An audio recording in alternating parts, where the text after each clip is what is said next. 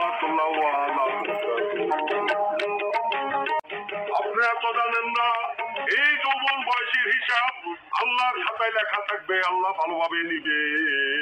এই যৌবন বয়সটা খুব গুরুত্বপূর্ণ বয়স। এই যৌবন বয়সের হিসাবটা আল্লাহর খাতায় লেখা থাকবে, আল্লাহ সবকিছু বলবে। কারো কোনো জিনিসের মধ্যে হাত দেওয়ার লাগে না, কারো কোনো জিনিস চুরি করার লাগে না। এই যৌবন বয়সের হিসাব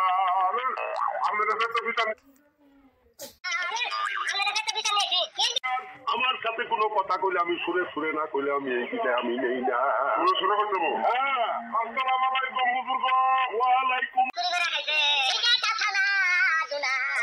ছেলের জন্য গুনাহ নয়,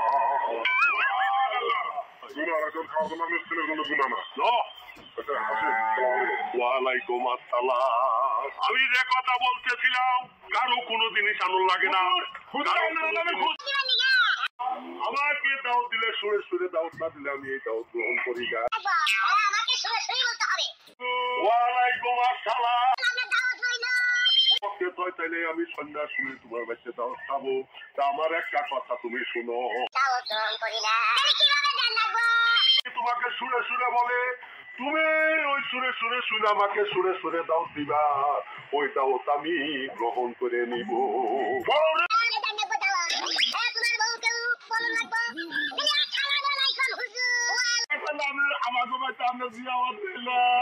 আল্লাহ যদি বলতে হয় হৃদয় যদি থেয়া থাকে আমি আপনার বাচ্চা আমি মাগরিবের রুখতে যাই, ঠিক মতো টাইম মতো যায় না, আমদুদ্দানি কষ্ট না হয় আল্লাহ গো আপনার বাচ্চা আমি আল্লাহ পক্ষে তুলে যাবো।